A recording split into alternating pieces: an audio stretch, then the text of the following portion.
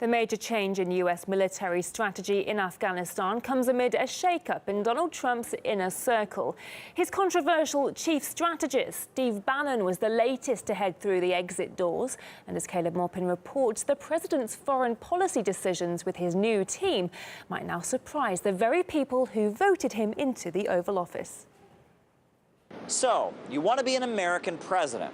What gets you elected? Is it pledges of more wars or the opposite?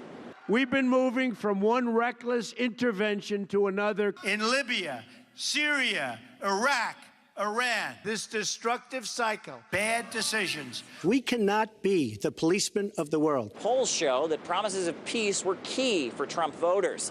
More than half of Americans said that they would prefer that the next president curb U.S. involvement in military conflicts.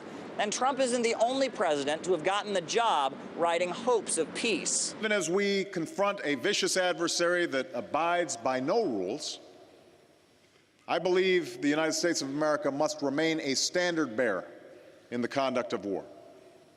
That is what makes us different from those whom we fight. You got it. They even gave Obama the Nobel Peace Prize preemptively. But by the time he had left office, he had droned, bombed, and intervened even more than his predecessor. Many hoped that the Donald would make a difference. However, it looks like he may be set on a similar track, with words of love being replaced by war. Tonight I ordered a targeted military strike on the airfield in Syria. We are sending an armada, very powerful. We have submarines. Very powerful. We have many options for Venezuela, including a possible military option. North Korea best not make any more threats to the United States.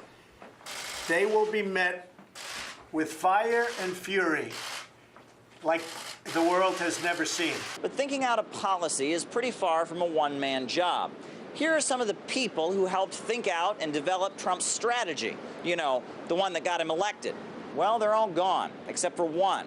Meanwhile, the White House routinely invites people who have a pretty clear interest for wars to go on.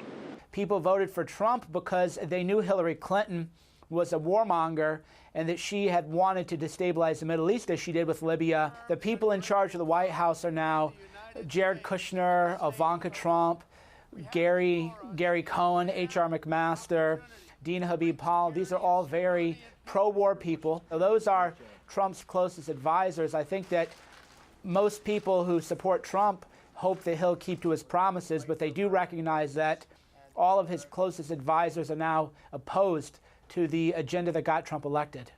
Yes, the new Team Trump isn't exactly made up of peacemongers, and it's pretty far from the vision that Americans voted for. Caleb Maupin, RT, New York.